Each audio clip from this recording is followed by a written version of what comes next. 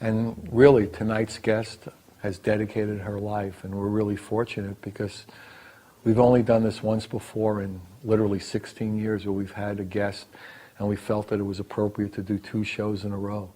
I mean, Selacia did the show we did earlier today, and now she's doing this one. And she's an internationally known writer, intuitive healer.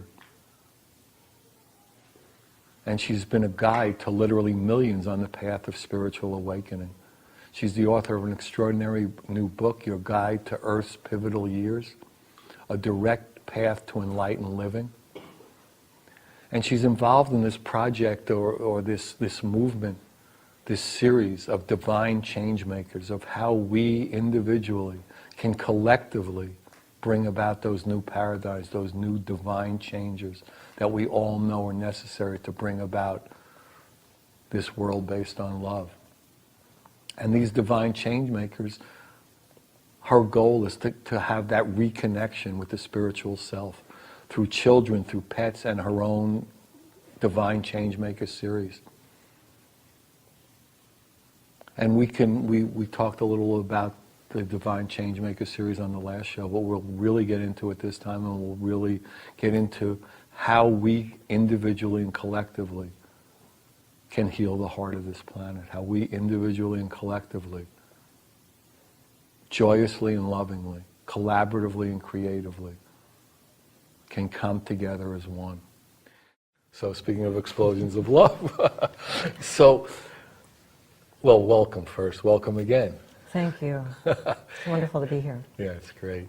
And so we were talking actually as part of the last show, and I talked about it a little at the opening about divine change makers. I know it's really something that is a strong focus of yours. Why don't you kind of talk about what you mean by that and how we bring that about, and go on that. Yes, the divine change makers, which I really introduced in my new book, Earth's Pivotal Years, are those beings like you and me who are here, waking up to our divine nature, first of all. We are divine. And waking up to conscious creation, taking responsibility for our creations and moving into our divine power. And that's a theme actually I've been focused on for a very long time, divine power versus ego power. And in fact, back in 2000, I addressed the United Nations about that topic. And way back then, of course, even back then, it was an issue on this planet. And it still is today. The whole idea of how we do power on this planet. It's very dysfunctional. And so we are in the process, all of us, of changing that paradigm. Changing from a society that is so driven by aggression and fear and competition, we could destroy ourselves. It's that kind of power that we are in the process of changing. And so each one of us moving into our own divine changemaker role is becoming aware of these things and moving into our own divine power. And it's a much different kind of power. It takes a different set of skills. And we don't have much training for that in the world. So a big part of my work is helping people with that.